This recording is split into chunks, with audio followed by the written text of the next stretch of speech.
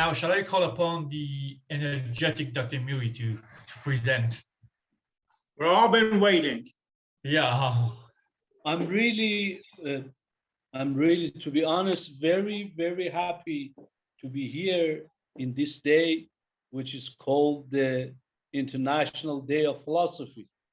And to be honest, I learned, I listened, I was listening, and I was learning, and I was seeing different dimensions, different aspects of this issue from all of you. And again, to be honest, I was not thinking about having a seminar. In my mind, I was thinking maybe it would be very nice if this was not like a COVID situation. We could get together and sit down around a table, exchange ideas, and really think about, okay, philosophy. What does it mean, philosophy? What is the relation between critical thinking, critical theory, and philosophy? And I'm sure all of you know that when we say philosophy, this word, this concept is very loaded. Okay, we have, for example, a very, very clear-cut definition of philosophy, which is this, we are talking about an academic discipline, which is philosophy. I myself can say that when I actually started my academic education, I was trained in 3 different disciplines. I was studying philosophy, I was studying sociology, and I studied theology. And when I was doing these courses, I realized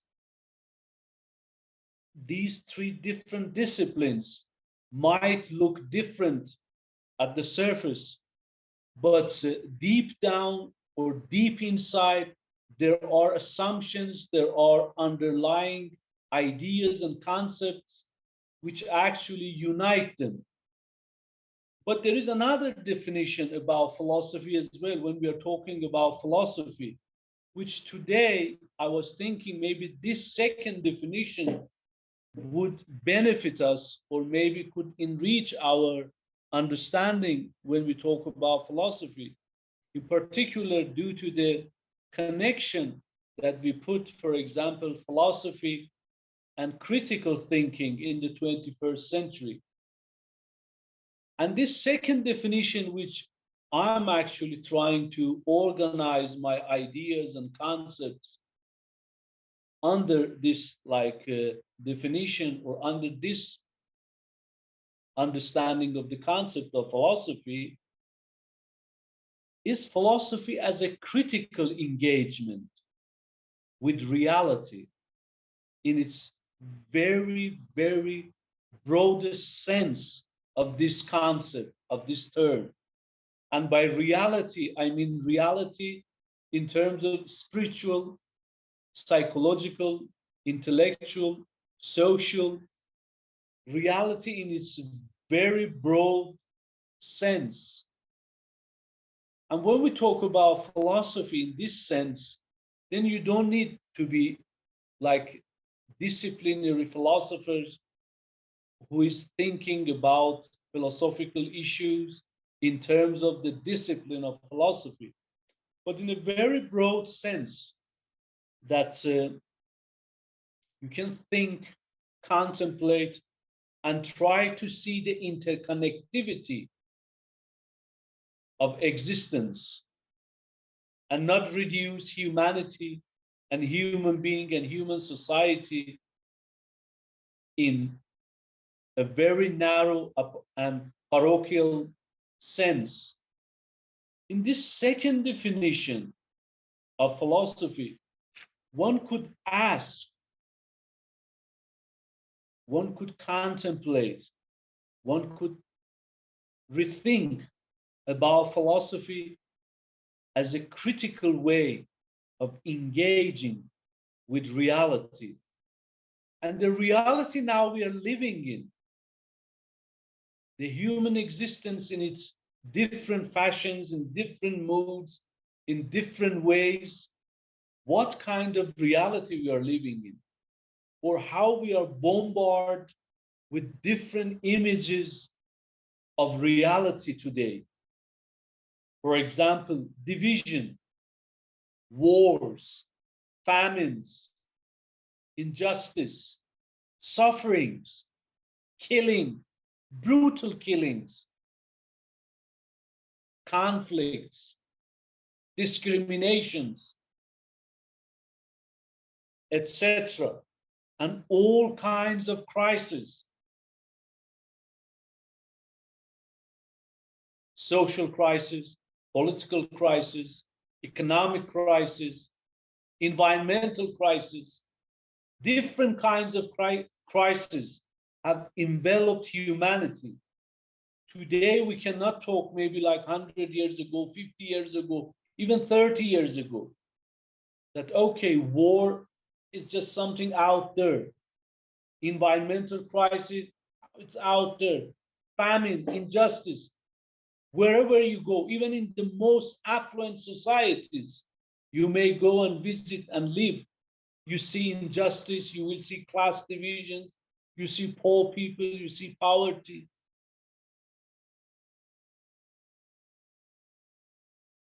In one word, it is impossible to think of generalities such as humanity or human beings as a general concept, humankind.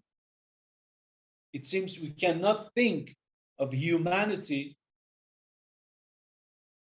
in a general sense. We have lost. When we think of humanity, we try to bring other adjectives. Humanity, it's not a concept we can have a relationship with. Britishness, East, West, Black, White, North, South. Why? Because before talking or dealing with humankind, we are faced with particularities and divisive forms of particularities, such as race, nationality, color, denominations, religions, East, West, North, South, poor, rich, this, that, all the time trying to categorize. We are bogged down in endless forms of conflicts. We are in 21st century, according to the Christian calendar. Different calendars, but we are actually living in a world which many people, including academics, thinkers, try to make us believe that we are living in a better position than our predecessors. But are we really living in a better position? This is something I think philosophy, as a way of thinking critically about human condition, could enable us to reflect upon, not take things for granted, try to delve into realities underneath, or try to go beyond the common assumptions. Allame Jafari, one of the 20th century Iranian philosophers, used to talk about a concept called common culture of humanity. Common culture of humanity as a roadmap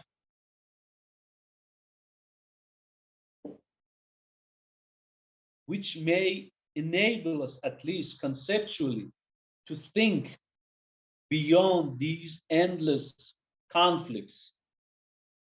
But the question is, what are or could be the foundations of this communality.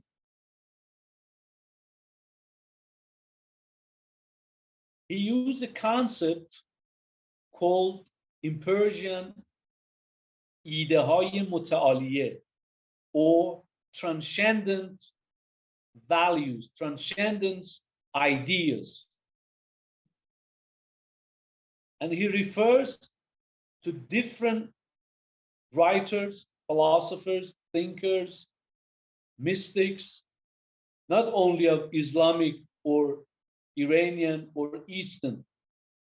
He talks about Dostoevsky. He talks about Western philosophers.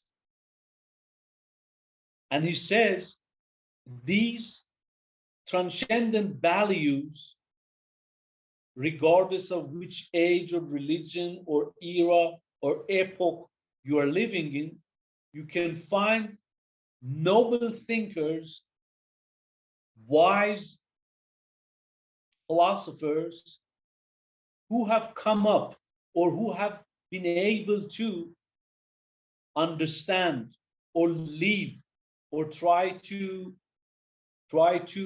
get connected to these ideals, to these beautiful ideas, which he calls transcendent values, transcendent ideas. These thinkers, when we look at their ideas or the way they looked at humanity, they looked at good society, they looked at the way people could decrease the divisive forces which disable or have disabled humanity to feel a sense of communality.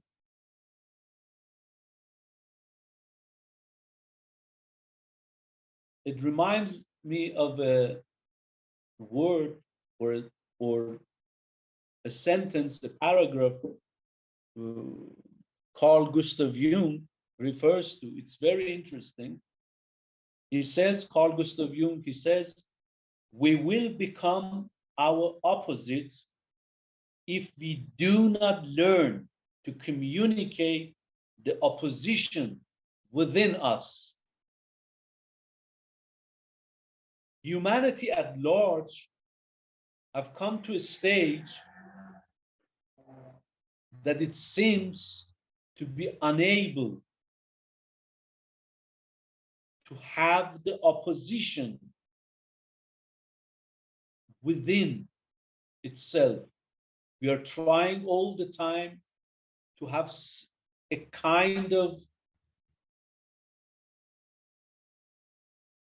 boring what is different. What is different, it seems it challenges us. When we try to bore it, we try to stave off, not let it in. And we know that enlightenment, true enlightenment, it happens, it occurs when there are some cracks, there are some points, there are some windows.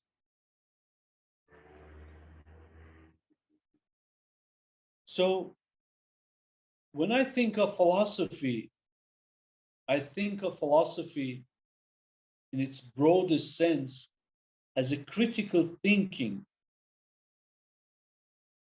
which enables us or equips us to find ways to change, transform from within, transform in connection to the others, transform our worldview, and enables us to destroy or to open up the shackles that not being in a position of master and slave, liberate us. Sometimes a word, sometimes a concept could alter the way we see reality, the way we associate with reality and with the others. And philosophy as a critical tool, as a critical thinking, has this ability to enlighten us. And in the 21st century and the years ahead, I'm sure we as human beings, we as academics, we as intellectuals, we as people who try to think, should try to little bit distance from where we are located and try to have a cosmopolitan view of the world, or maybe have a planetary view, instead of trying to see ourselves as Muslim, as Iranian, as East, as West, as North, as South. Try to again maybe bring some new energy into the idea of humanity as a species, as a kind, as a humankind. Then here I think the idea of, or maybe the question of, what is human being? What do we mean when we say human being?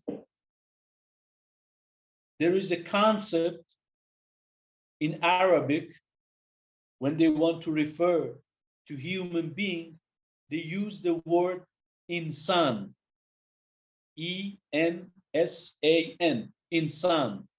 What is insan? At least there are two definitions for this word. Some people say insan means forgetfulness. It comes from the root form of nisyan, when you forget something. Human being is a species that forgets where he comes from, where she comes from, what is best thing for him, for her, how to be in relation with others, with the universe, with the existence. He all the time forgets. The other definition of insan is a kind of being that could become a human being if he is in a relation of companionship, ons, or the quality of being in a state of friendliness. We can become who we are or what we are when we are in the state of friendliness. Friendliness with ourselves, with the other, with the environment, with the reality, and any kind of policy, political philosophy, economic worldview, whatever that tries to distance us or put a kind of barrier between us as a human being and that state of friendliness, that is against our humanity, is a tool for alienation. It's a tool for not letting us flourish. It's in the way of human flourishing. Or as Abraham Maslow puts it, it's in the way of human self-actualization. Why? Because we can become our true self when we are in the state of friendliness. Or as Ivan Illich once told, conviviality. Thank you very much. Thank you very much, Dr. Mary, for the beautiful talk.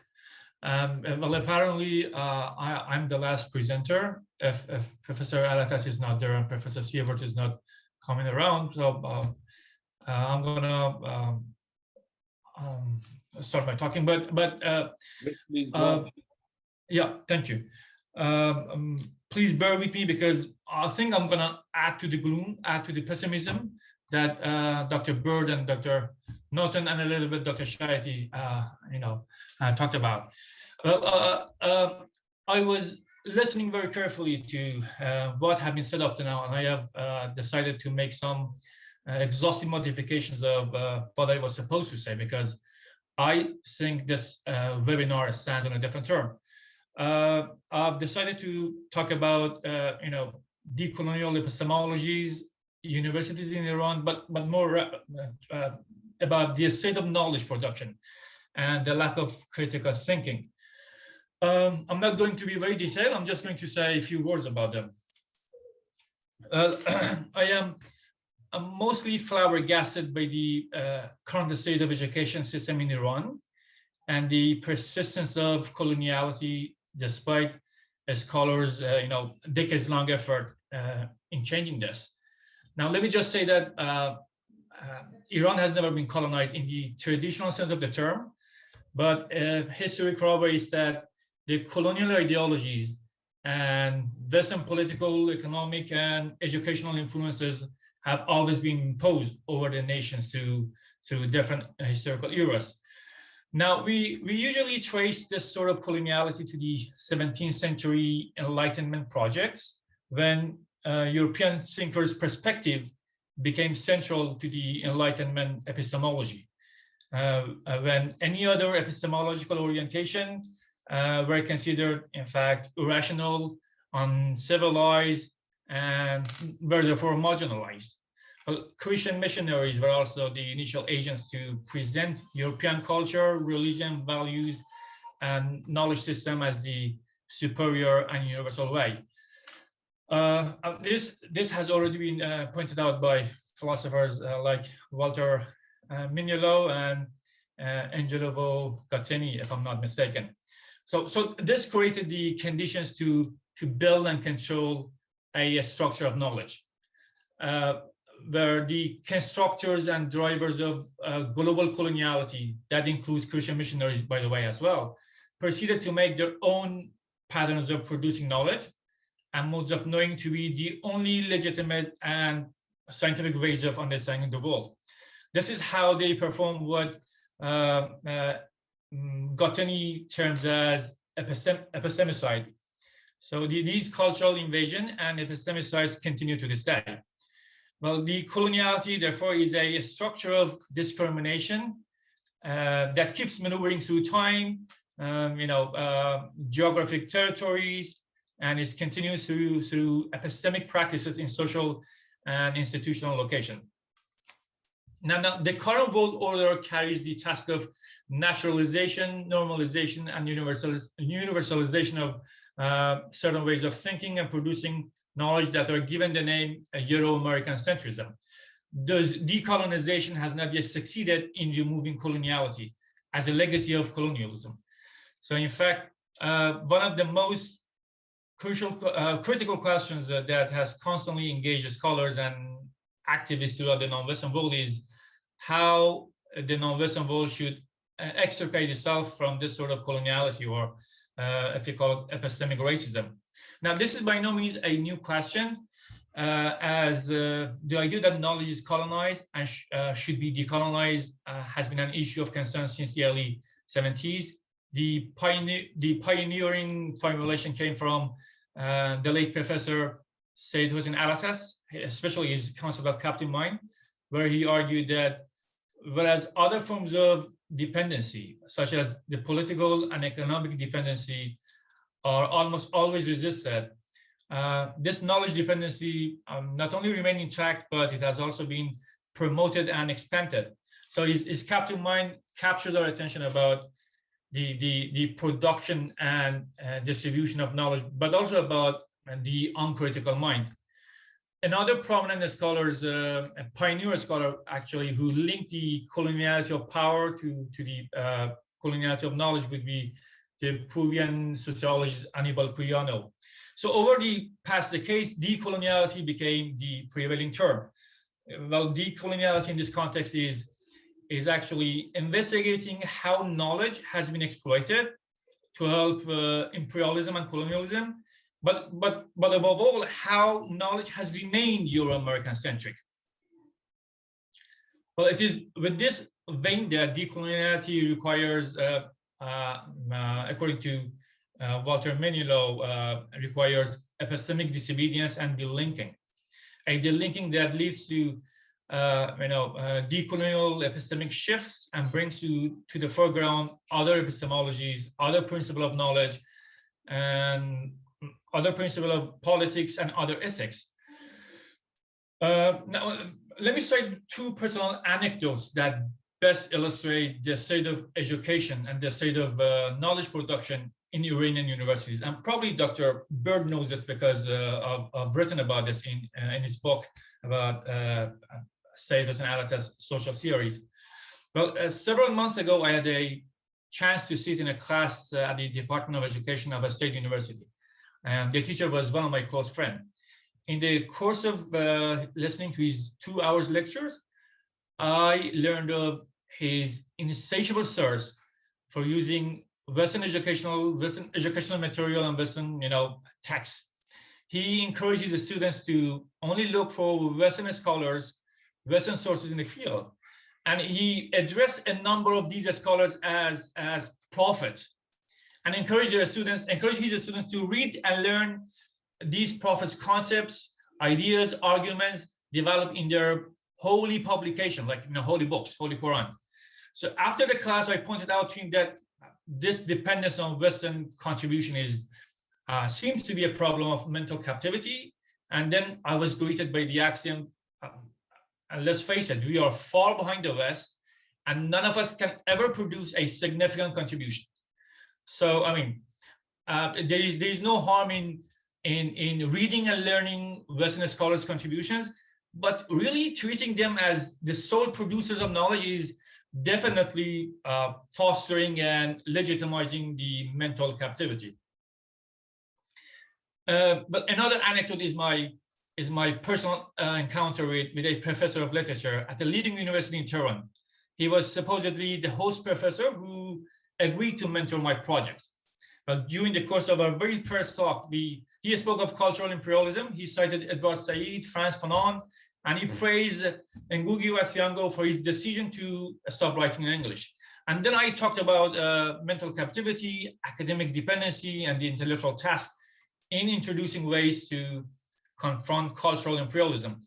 Well, he seemed to know just enough about mental captivity and told me that he would always encourage his students not to imitate the West. And finally, we talked about my research project and then the expected outcome. Much to my chagrin, he asked me to put his name as the first author for the papers that I would produce during my term with the university. Well, I knew that it was an accepted practice for the student to write and teachers take credit for it, but I was not his student. I was a researcher and he was the host professor. Later, when he found out that I have no intention of giving him the credit for the work that I produced, I was intimidated by the threat that my contract would not be renewed or would be terminated. So I have approached the university's authorities with the complaint, but again, I was advised not to make a big deal out of it and just put his name as the first author. I mean, my term with the university ended and my contract for renewal was rejected because the seemingly anti-Western professor had failed to manipulate me to add a paper to his list of publication. On the one hand, well, he spoke of cultural imperialism. He cited Edward Said, Frantz Fanon, and he was definitely aware of academic dependency and kept in mind.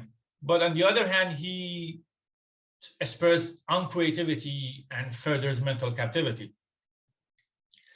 As I have just noted, it's quite an accepted practice for the university professors in Iran to take credit for the publications that they have not contributed anything, not even a line.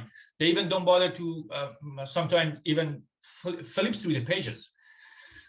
Well, this is one of the most common types of corruption, wherein the students are forced to write articles and put professor's name as the first author. This might seem a bit offensive, but they act like parasites. Parasites increase their own fitness by exploiting the host for resources necessary for their survival, in particular by feeding on them. So the captive mind actually explains this corruption very well. The individual's academic success is now measured by the number of publication and citation, instead of focusing on the standard of research or good research practice. But obviously, forcing a student, to write an article is an easy way to add to his list of publication. So none of these traits teach creativity and develop critical mind. Instead, they bolster uncreativity, uncritical thinking, and all those stuff. Now, considering all the infatuation with the West and the conspicuous lack of critical thinking, I think it's fair to argue that these professors are committing what I would term as self-epistemicide. It's a bit bleaky, but when these professors do not believe in themselves and think they are not able to make a significant contribution, I think we live amongst the probably unknowing professors, not unaware, because they are aware, unknowing professors that further mental captivity instead of teaching critical skills or critical thinking in an era of information explosion. I mean, how, and for God's sake, how can one trust the knowledge production in a university where critical thinking is missing? And with the rapid academic and technological progress on the one hand, and the emergence of numerous schools of thought on the other hand, critical thinking is more critical now than at any previous time in history. University faculties now list critical thinking as one of the basic competencies that each university graduate should have. Therefore, I think that a way forward lies in a recovery of ideas and the matter of thinking. Following Heidegger notion in his important work, what is called thinking. I think we are still not thinking, not even yet, and the university is definitely not thinking. I mean, although the state of the world is becoming still more thought-provoking, I think the universities and some professors are still are not in that stage to teach thinking critically. I just wanted to say this also. I think Iran ranked 16th in the world in terms of science production. It was last year or in 2019. It ranked 4th or 5 in nanotechnology and biotechnology and aerospace industry. But in terms of humanity, I have no idea whether really the rank is falls anywhere between, anywhere below actually 100th. I mean, that's it. I just wanted to say how the current education system in Iran is with the professors is not really optimal. And I'm not painting all the professors with a single brush. There are definitely professors who are able to, who believe in themselves and who are able to impart thinking critically to their students. With that note, I'm going to end my presentation. I just wanted to say a few words so that I would also participate in your talk. Anyhow, thank you very much. Thanks a lot. I think now we should open it to Q&A, if you may.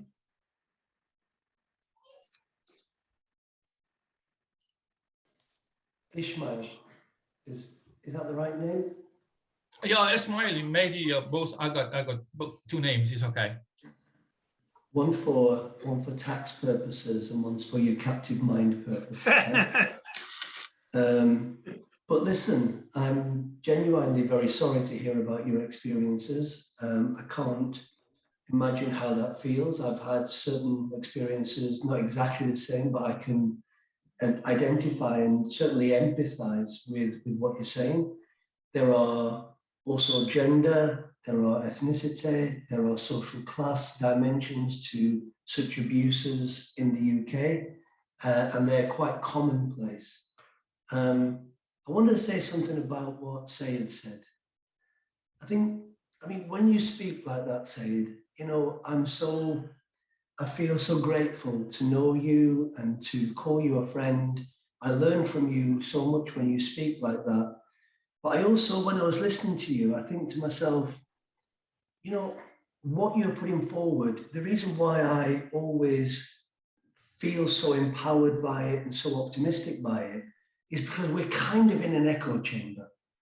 You know, the people who are speaking here now, we see the world, we see the troubles of the world in a similar way, and we hope, and we're, you know, for a world where people are, you know, as you say, more kinder with each other, more gentle with each other, more loving with each other. That's the kind of world that we would like to see. I think we have that in common. But the context is what Ishmael's talking about. The context is what I spoke about. The context is what Mehdi and Dustin spoke about. The context is a world where, you know, we can be critical of black versus white and old versus young and east versus west. We can say that this is not the way forward to creating a more harmonious world where we can transcend these things. But unless we look at this within the material social structure, right? These things, these conflicts, these divisions, these ways of dividing us and separating us, these are intentional. This is by design. And the concept of captive mind was introduced in one of the previous times we spoke, and I found it quite fascinating. I found it kind of, it kind of seemed very similar to me to some of the things that Michel Foucault says. But here's my problem with it, right? As a description, okay, I think it's an incredible concept for describing how people are and why they think how they think and how they feel and how they consent to forms of governmental action or individual actions. You know, their minds have been programmed or constructed in a certain way, if that's my understanding of it. But here's the question. I think as a descriptor, I think it's wonderful. You know, we've got other Western like thinkers who've talked about, you know, how the mass media, for instance, with Chomsky, kind of controls the public and the population. We've got Foucault, how dominant discourses shape even our very feelings that we think are personal. They're not personal. They're all a product. And it's all, to me, a kind of just putting more flesh around that basic, quite neutral idea about socialization. So we're all socialized very differently. But, you know, when we become critical about our socialization, we talk about it in terms of control or programming or whatever. But that's a very sociological observation. But here's the question. You know, how do you unprogram somebody and then reprogram them, inverted commas, in the correct way? And who are we to say what the correct way is anyway? And what you're saying, is very much an ideology that I subscribe to with my heart, with everything that I am. But I'm in a minority in my own country. And Dustin talks about half of the United States voting population wanting to go into some form of authoritarianism or even fascism and just want this, inverted commas, benign Donald Trump dictator. So these are the realities of the world. I think it's asociological if we think that we can. Dustin said that people's minds are captive and they've imprisoned themselves. So how do you liberate a captive mind? How do you free a captive mind? Now, in my own field, you know, I'm in the business of wrongful convictions and criminology and penal policy and all that kind of stuff. And there's a big discussion, it's been ongoing for many, many decades, about abolitionism. How do you know, we need to abolish prisons. Prisons don't work. The concept of crime is around certain harms, quite minor harms. And the most serious harms in society, the things that affect us all the most, you know, they're not even called crime. So we don't deal with them by the criminal justice system or whatever. And every time you throw this question to students, whatever level, you know, think about, you know, how do we abolish prisons? They can't think outside of that box. They can't think how that's possible. Because when you're in, the answer must be, we need to create people who don't behave in ways, right? You know, we need to create anew people who don't have those kind of minds. We say their minds are captive. They may not think their minds are captive. If you talk to Ayn Rand, right? I mean, there's videos of Ayn Rand on YouTube. I can't watch them. I find it so difficult to listen to a human being saying the kind of things that she says, that human beings are just a mere commodity. If they can't use you, you use them. It's totally legitimate. They're just there for your use to make money. And it appalls me. It scares me. It terrifies me. But I tell you this, most humans think like that, right? That's why we have the world that we have. And some people feel like that because they feel that's how they have to be to survive, to compete, to get along in the world. When we even have a situation in the UK now, that every single time somebody comes for a job in a university, to be a lecturer, 100 more people are competing with you for that job. You know, every time you apply for a graduate job, there's 100 other people want that job. So the game now has become, you just got to look after yourself and not worry about anybody else. That's the context. So I think that we have to, you know, yes, we can talk about how people have this captive mind that makes them behave in the way that they behave and act in the way that they act. And we can moralize about those actions. We can say that those actions are harmful to other individuals and actually harmful to themselves in terms of alienating them from their true self in the way that Sayed talks about. You know, how are they going to become complete, actualized, you know, loving, caring human beings? But the reality is that that's what we create. The reality is that the students we have are a product, right, of what we have made in our societies. And those societies might be Iran or America or the UK. And that's fascinating, how we're coming from different places and yet we're creating the same kind of human beings, right? Even though we have different ideologies and all the rest of it. But what seems to really be the main force for all of this is people wanting to kind of, or needing to achieve. And I think that when you talk the way we talk, I think you need a certain level of material contentment. And I think there's a certain privilege that we have when we speak the way that we speak. And I think we give that, or we betray that, we show that when we speak the way we speak. Because if I'm honest and I'm not a hypocrite, there were certain times in my life where, you know, I felt I had to act in certain ways at that moment in time, which are not ways I'm proud of now and not ways I act in now. So it's difficult for me to be hypocritical sitting in my job, which is a very cozy job. It pays very, very well. There's going to be a nice pension fund, right?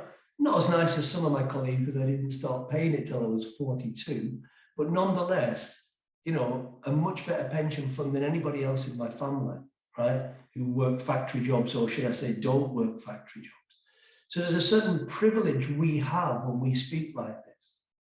And when we put our shoes into other people's feet who are desperate because they don't have that material contentment or security that we may have. They may not come from the families that we come from that can give them support and like, you know, I've had both my kids living here with their partners for years because saving money rather than pay rent, it gives them a certain, not captive mind, a more free mind in relation to the captive mind. So I think that it's asociological to think that we can just unprogram a captive mind. I think some individuals, if they have certain experiences of alienation, can realize as an individual, you know, what I'm chasing after doesn't bring me any joy. Or if you get to a certain level of materiality, you can go, well, now I've got choices that I can make. But while you're on that path to create that infrastructure, that security for yourself and your family, of course they're going to behave like that, because what's the alternative? If we're being sociological about it, what is the alternative? So I think we need to understand more and criticize less and think about ways in which we create the kind of world that we would like to see created, which means making people from new who won't have those kind of consciousness, thoughts.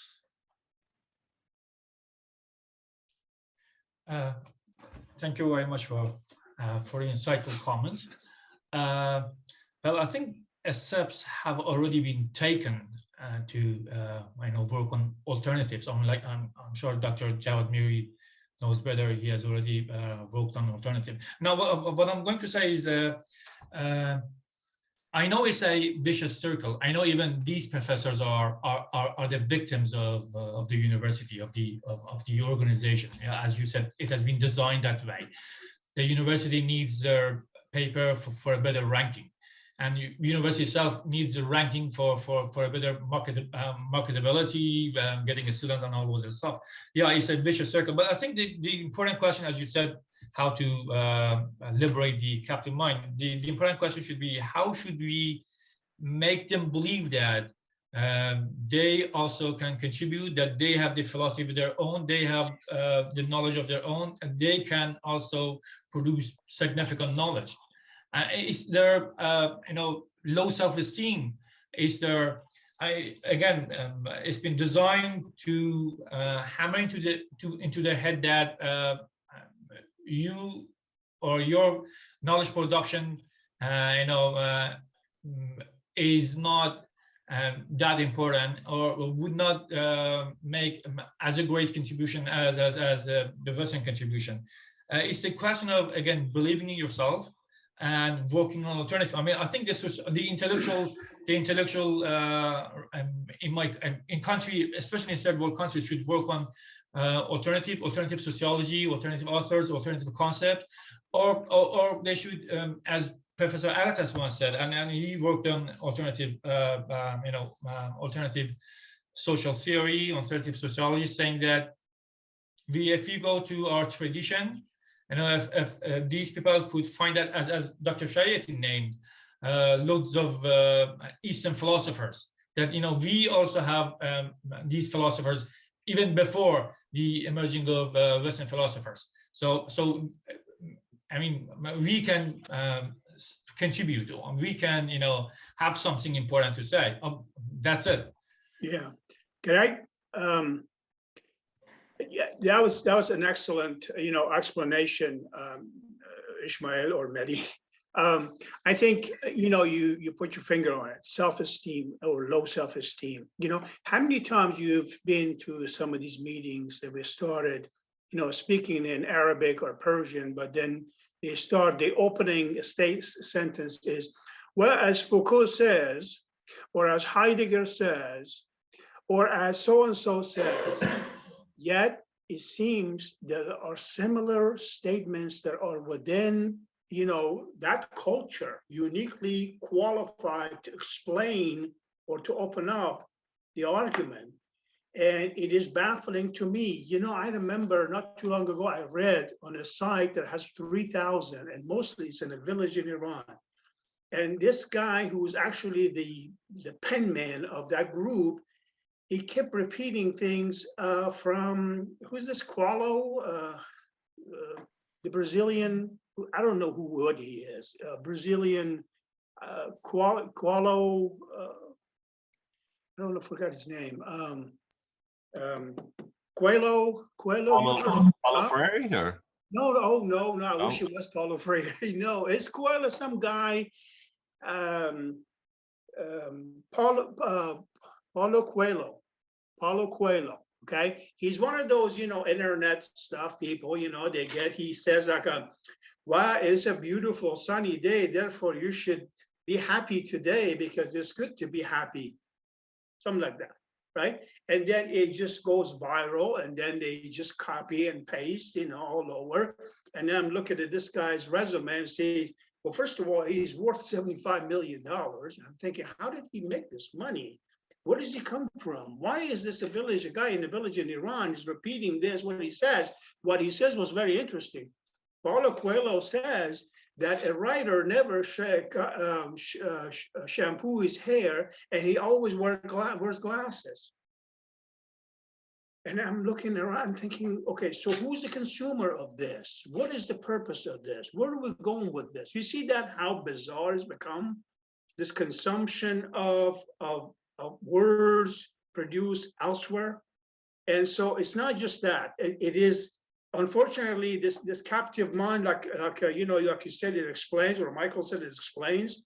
But what's the alternative? The alternative is, like you pointed out, it seems that there's this low self-esteem is blocking our vision, our view, our understanding of ourselves, and the bravery and the boldness that we need to really dig into these things that we have, cultural resources, to come up with an alternative to this. So when we talk about coloniality and decoloniality, first and foremost, let's stop blaming the West. Let's look at ourselves as consumers of what the West is throwing at us, right? I remember a while back in Iran, they were trying to find equivalents, for telephone, airplanes, helicopters, and these bizarre concepts came along. I'm thinking, whoa, somebody invented something called telephone. You have no right to change the name. Invent something in its place, then they call it whatever you want, right?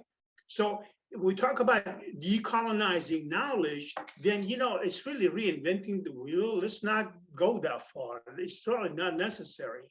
Anywhere in the world, I've seen Maasai people in Kenya with cell phone and then talking in English. So what am I supposed to say? Criticize them for using that facility, that availability of technology or techniques to survive in that environment? The point is, it is important for us to look at ourselves. Again, Frantz Fanon, Ali Shariati, Return to Self. Let's find out what we have. Let's just study, understand what we have, what's available. And then, now, that doesn't mean, of course, you have to reject everything right off hand. No. Keep that in the background.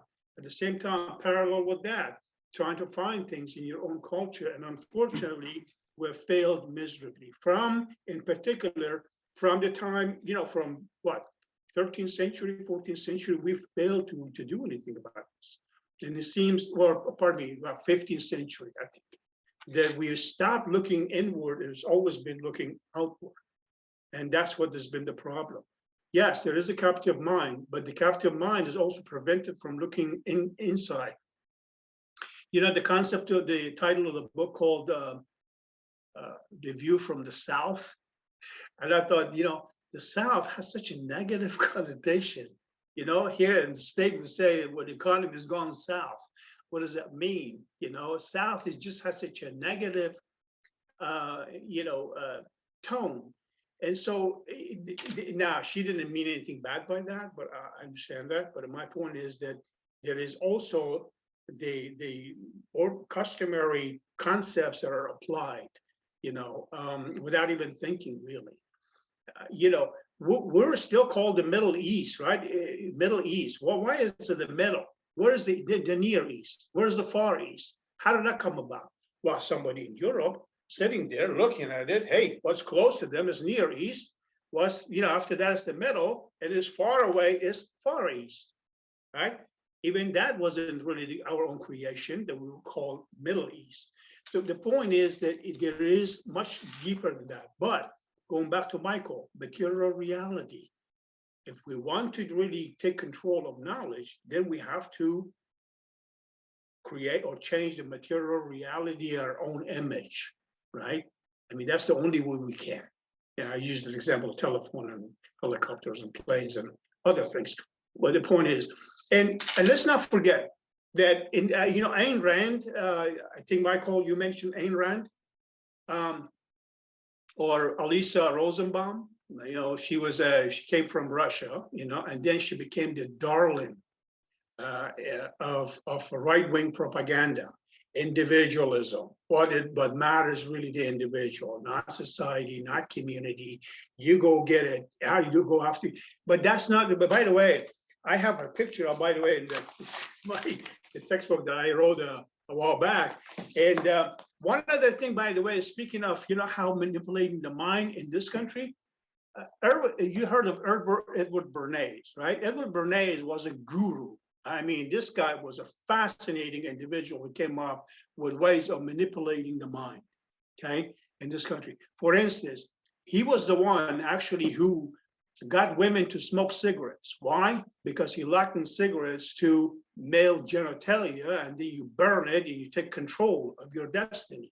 You just think about that. He also helped topple the government of Guatemala, the communist, because he was hired by the State Department actually for propaganda purposes. Here's what he says about propaganda. It's very interesting. It says, propaganda is the conscious and intelligent manipulation of the organized habits and opinions of the masses is an important element in democratic society. This is Bernays. He lived over 105 years old, by the way. And then the guy was incredible. I mean, it says, those who manipulate this unseen mechanism society constitute an invisible government, which is the true ruling power of our country. He admits that.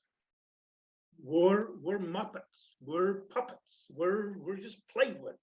And we're governed. Our minds are molded, our tastes formed, our ideas suggested, largely by men we have never heard of.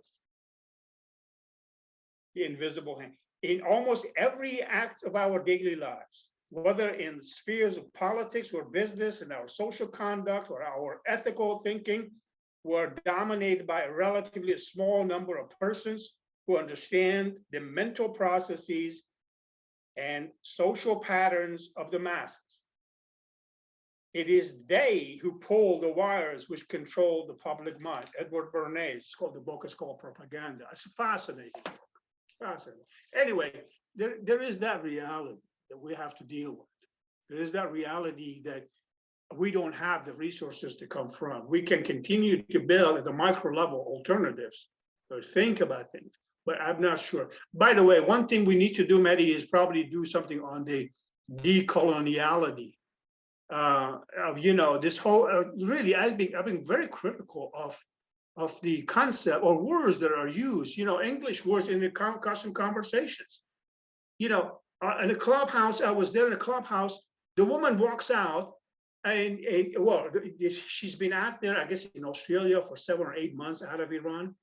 For some reason, she already forgot the words, and then she goes, "Well, I have poor connections. I have to leave and come back." Now, of this 5 or 6 words in the sentence, 3 of them are English. And I'm thinking, so who's the audience here? Who are you talking to? What's the purpose? What is this bragging about that a few things you have to incorporate? That's the unfortunate part of it. Anyway, thank you. That was interesting you pointed out. Yeah, so don't ever let anyone say that Freud is passé, considering that Bernays was his nephew and used Freudian theory. Yeah. Freud gets you in the head to heal the head, and Bernays said, while we're in there, we might as well learn how to manipulate it, right? And Michael, the only thing worse than listening to Ayn Rand's speeches and conversations is to write a book about her, which I have to apologize. I actually did that. Oh, you did? Oh, wow. Yeah, I wrote a book about Ayn Rand from a critical perspective. And I was challenged by a Randian because I must have urinated in his Cheerios.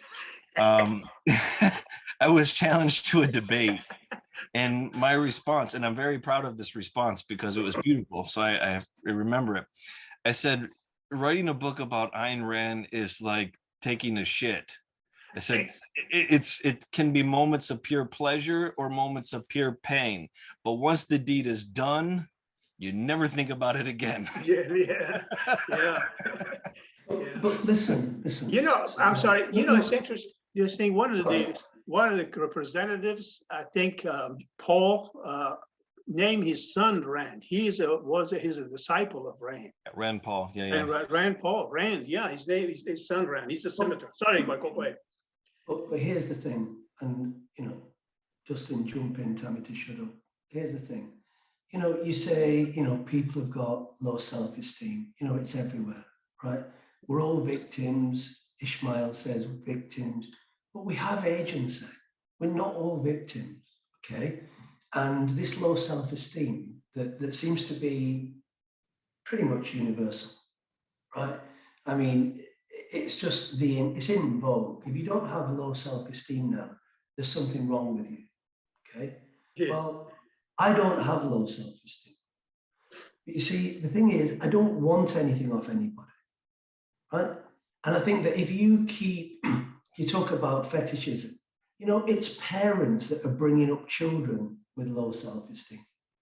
My insight into young people isn't just my own children and their friends, it's the children, the young people who we teach.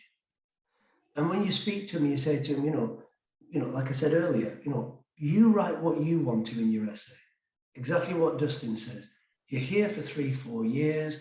This is your time to explore, to expand your minds, to go down whatever rabbit hole you want to go down. I'm holding your hand. I'm supporting you. Let's see what we find out, right? You'll get a first class, if it's a first class essay. There's no right and wrong answer. Let's go for it. I don't know what I think. I wouldn't know where to start. They haven't been brought up, and I relate that back to faith.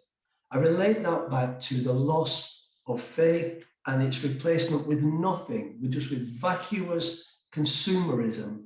So they don't know what they are other than I am a consumer, even if it's a consumer of stupid social media. So I say to students, they say, well, it's not just the mass media. We now have social media. I said, okay, you show me where the alternative is on social media, because I know people who've devoted their entire lives to exposing corporate crime. I know people who devote their entire life to exposing criminal injustice, and they've got 700 followers on Twitter after being on there for 10 years. And that's where you go to if you want to know what the state of corporate crime literature is in the world today. You go to them Twitter sites, right? So even a lot of people who are following them, we're following them in a kind of way that we're just using them in a way because they're our research repository. But yet you go to Ariana Grande and she goes heart, Manchester, right? And it gets retweeted, 6 million times. Yep. The world is vacuous. People are frightened. People have low self-esteem. But we've created those people. And my question remains, if we're creating people like that, the answer must be we need to create people, right, who don't have low self-esteem, who are confident, who want to go out and explore the world. But we have students now, we have young people now already in tribes. They don't want to listen to alternative perspectives. They only want to listen to things that support what they already think. They don't want to interrogate their own thought to think, why do I think the way I think? And is that a reasonable and legitimate way to think? They don't want to know about that. So this is all the context. So unless we're going to actually talk about this kind of stuff, and I'm not being rude, I know that some people have written down some alternative ideas, right? Let's make a commune, let's all sing songs together, it's going to be beautiful, right? I'm not talking about that sort of stuff. I'm asking a more profound question, right? How do we get from where we are now to a majority society where people don't have this kind of low self-esteem, where people are not behaving in ways that suit their career or suit the academy, or students aren't behaving in that way because they need a job? These are more profound questions, right? And I don't have any hopefulness that that's going to happen, because I don't know how you roll back from where we are, because it's getting more and more like that, not less and less like that. So I don't need someone saying, you know, saying Alatas said this is what we could do. The evidence in front of our eyes is that nobody's doing that, or not enough people are doing that. And we're just voices in the wind, right? And when you speak like this to people, they go, "You're fantastic, Mike. I think you're wonderful." The students say, "I think you're amazing, Mike, but I just want to get my grade and move on." That's the reality that we're dealing with. And that's the reality I want us to think about and come up with some, you know, I want you to look to yourself and tell me what you honestly think. Not just say that this man said this and we could do that. What do you think? Do you think it's going to change anytime soon? Even though we all know there are some good people. Are there enough good people? How, you know, previous talks have talked about social, you know, solidarity. How do we bring people together in such a way that we can break down some of these barriers so that we're not just, you know, all these divides that Sayed talked about? You know, how do you bring people together in those forms of unity and those forms of solidarity in enough numbers so we can actually make an impact on the world? Because there's no hate for me, Ishmael, because you're a different ethnicity or nationality to me. There's no hate in me for Medhi, who's a different ethnicity or whatever to me. I don't believe in the concept of race, but I don't see you as fundamentally different to me. I don't see women as different to me because I'm brought up in a matriarchal family where the women dominate. So I just, you know, I'm not superior to women. I'd like to be equal to women. That's a bit of the job. But anyway, the point is, right, you know, where do we go from here, guys, rather than just saying what's wrong with everything? Or do we just retreat as individuals and go, do you know what? I'm just going to go on my walks, I'm going to listen to my jazz, I'm going to listen to my blues, I'm going to read my books, talk to my interesting friends, and that's enough. And maybe that is enough. Maybe we can't change the world. Maybe we're not meant to change the world. Yeah, the question of how do we get an entire civilization on the couch? Yeah. And just psychoanalysis. Yeah. You know, as individuals, we can do a lot of things. Like I do recycle, you know, but then again, I'm one person, right? Or in this neighborhood, maybe there, you know, all of us are recycling because we have the option of doing that, right? But there are a lot of other places in this town that have never heard of recycling, right? They don't even have the capacity. Everything is trash when they throw out discard. As an individual, there is a certain amount. We have to do networking. And how do we go about, first and foremost, thinking about decommodifying our society? Decommodification, really, because the disease that is killing human civilization is really commodification. You know, it was incredible that Marx, you know, back in the 19th century, you know, made a statement that, you know, just think about how awe-inspiring this damn commodity is, that they can crush the wall, the Chinese wall, and get in. I'm paraphrasing all of that, of course. It is that fetishism that is still alive and well, and is in the world of most of the world that is still hungry and still don't have access to basic necessities, including water. And these people, we can't really say, hey, you don't want any material comfort, because that's all they think about. They're not thinking about some you know, metaphysical or theological or I don't know, abstract notion of reality. They don't have, it's very real to them. So networking and decommodification, that is, if we could just find a way.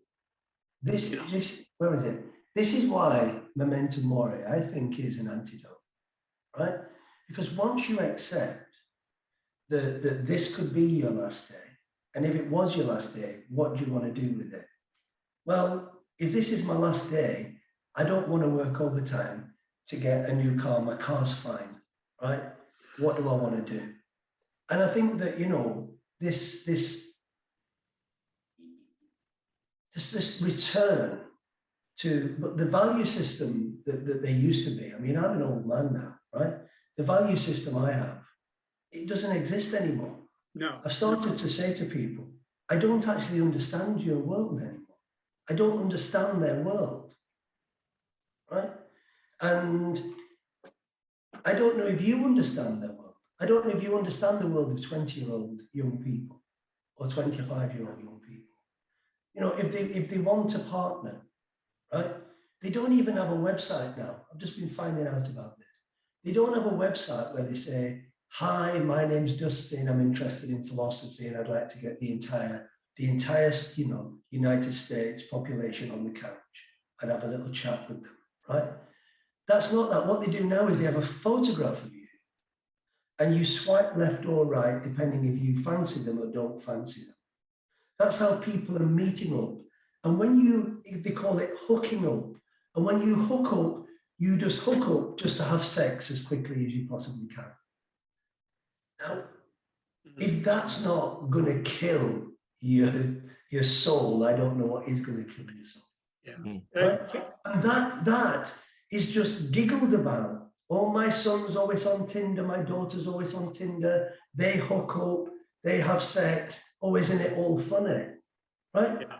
Parents I know, younger than me, parents I've known all my life, never touched drugs.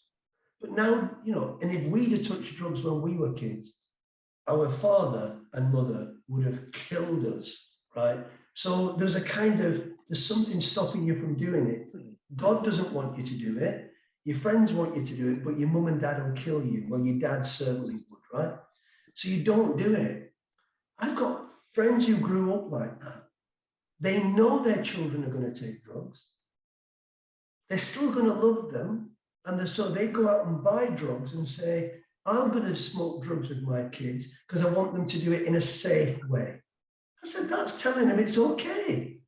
That's the most dangerous thing you could possibly do. You need to put the fear of God into them, that if they did it, you'd disown them. And that may have some effect. And then they wonder why their kids turn out to be junkies. I mean, I could go on, I could go on, I could go on. So my question is, I don't want to fight fights I can't win. I'm all about, let's fight a fight we can actually have some chance of winning. I'm a pragmatic person. Yeah. You know, Michael, how do we win this fight? Can I just a couple words in? You know, I don't think you meant, Michael, that by criticizing reality now, the present, that somehow we have to search in the past for some models. I think, frankly, screw the past, because when you look at the past, you know, there is a thing here, we say, Dustin, the good old days, right? What was good about them? Ask women, what was good about them? Ask Blacks, what was good about them? Ask Native Americans. Ask the workers who, you know, before the 40 hours a week job. So, you know, the past is gone. I don't think there is much to be proud of in terms of, you know, treatment of fellow human beings. I think what we need to do is to look at that past and look at this reality, construct models for the future. I think that's what you're suggesting, Michael, that we can be inventive, we can be creative. We have to slowly, bits and pieces, create through networking. We can create a world gradually. So when we pass it on to the next generation, at least they don't say, what the hell were you thinking, right? That there is something that they'll be proud. But right now, you know, this past, it just terrifies me. You know, it's just like you know, we were discussing primitive communism in class, and some people thought, boy, that was wonderful. No property, no exploitation, no social class. And I said, screw that. You got up in the morning, you were hungry, you didn't know where the next food is going to come from. There were animals who could eat you, you know, there were poisonous fruit that kill you. And, you know, so to stop thinking about some past as if it was as great, you know, stop idealizing stuff you don't even know, you've heard about things, because you don't like what's happening right now. That's the problem. We don't like what's happening right now. We keep looking back because we don't know much about it. We've heard a few things here. But the reality of it is that no, the past is nothing to write home about. Let's look at reality, and maybe we can reconstruct reality for the future. Hopefully we can survive. Well, I think Michael's idea about memento mori is tremendously important, because one of the things that capitalism has done is it has erased this very human understanding that we are beings towards death, or that we're beings towards corpses, right? To make it even more materialistic. We're born into the death process. Capitalism has just eradicated that from the public sphere. And when we see death, we see it as entertainment and killing and movies and things like that. So a reintroduction of that concept, I think on a popular level would probably be tremendously effective. Why? Because we live in a necrophilic world, right? In a world that loves death, not death, but the dead. Things, right? I mean, the stuff we accumulate, that's capitalism. We're consumers, accumulate stuff, right? The dead. But death as a process, as a condition of being human, is basically wiped clean. I mean, my students don't ever think about death when you bring it up. You only start to think about it when you become older, right? And things start to slow down or not work. So to bring this or reintroduce this back in as a concept for which we contemplate the human condition, actually, I think, Mike, you're right on this, that it brings about more of a biophilic alternative. Like, you start to think about life and the meaningful nature of life and what it means to be alive, and what those primary connections are to your family, to your loved ones, to your friends, by thinking about death. So to think about death somehow paradoxically against the love of what's dead, right? And I think you're right, because without it, we live in this state of basically hypocognition. It's like hypocognition is generally understood as your language doesn't have a word for something. But in the sense, we have words for it, we have vocabulary for it, but it's latent. You know what I mean? It's not manifest. It's not there for us to articulate and to use. It's just latent there and pushed and repressed in by capitalistic imperative to enjoy your life as opposed to live it meaningfully. It's interesting that Michael describing his encounter with the students, you, Dustin, myself, and Mehdi, and others, it's such a universal phenomenon, that we're experiencing. It seems like there's only one person or one group that is, pulling the strings, and I don't know about the Scandinavians, and I don't know about other Latin America, Africa, etc. So there are exceptions, but it seems that it's a universal problem that we have, sure. In terms of the socializing people to think in terms of alternatives. I do have to step in and say that I reserved time till 11:30 Eastern Standard, and that's 3 minutes away. Okay, if I just may at this point on what Michael has earlier noted. I mean, I agree with Michael saying that it's time for prescription, it's time for change. But again, looking at it, I think steps have been taken to change it. I mean, like this alternative stuff, alternative sociology, alternative concept, alternative ideology, whatever it is. Look, this doesn't mean that alternative sociology, alternative discourse gonna supersede the Western discourse. No. What is important to point out is that because we have multiple locales of epistemic, so we have multiple. I mean, the alternative and Western discourse would work together. I just want to say this, that I think changes are occurring, are taking place, but again, as Dr. Shahidi mentioned, well, it takes time.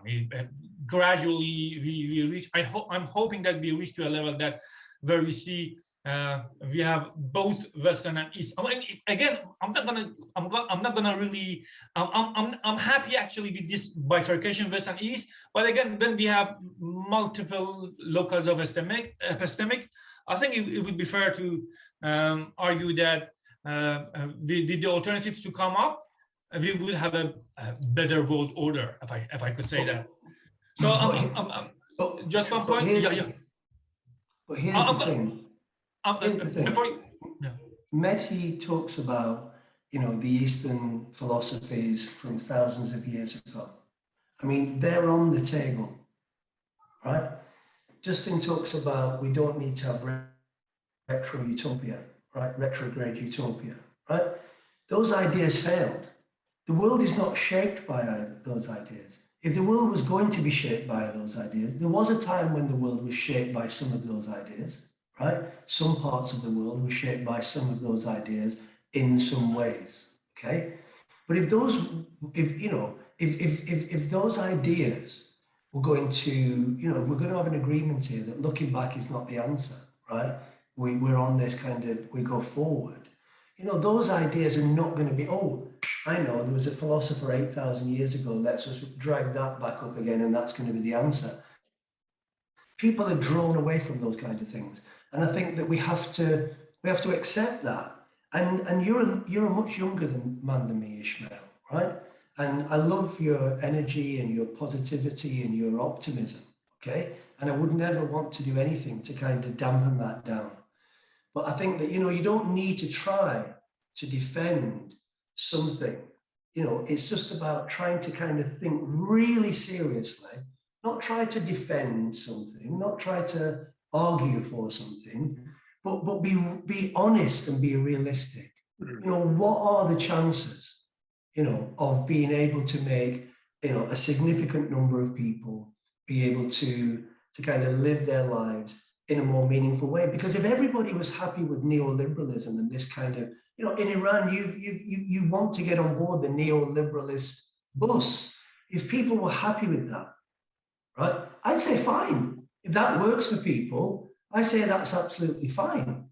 But it doesn't seem to be working for people, right? That's not what people want, though. Yeah. Because what's missing out of neoliberalism is a spiritual dimension that capitalism can't give. And I used to feel really awful about the increasing number of students that end up on the at-risk register at Bristol University because, of their mental health. By the third year, there's a significant number of students who are suffering with anxiety and depression, and members of staff. Our union recently did a survey. 80% of academic staff are suffering with their mental health. And I used to think that was terrible. It's awful. Now, not for them individuals. Those individuals, I still feel awful. I feel awful for these people who are feeling that pain. But I think there's something positive there. Because if so many people are suffering within this neoliberalist framework, I think that is my little piece of optimism. That neoliberalism must be failing and failing spectacularly because there's so many people who are not having a good time in the neoliberal party. So that's my only optimism. What will come out of that, I don't know. But let's see. Yeah, I think, thank you. I just wanted to point out that, thank you very much for the beautiful discussion. I'm going to leave it to Dr. Bird to call it a day whenever he thinks the time is up. I just wanted to point out that Dr. Murray has left and he sent his apology. That's it. But Dustin, the floor is yours. Thank you very much for the beautiful talk, by the way. Thank you. Dr. Thank you, Michael. All right, thank you, everybody. Thank you very much, Dr. Bird. It's wonderful discourse. I'll get this whole thing, like I said, edited in probably in 2 parts or so, and get it up, and I'll send it to Syed Javed. You can send everybody the link, and then you can send it to everyone else so they can become enlightened. Great. Thank you. Have a good day.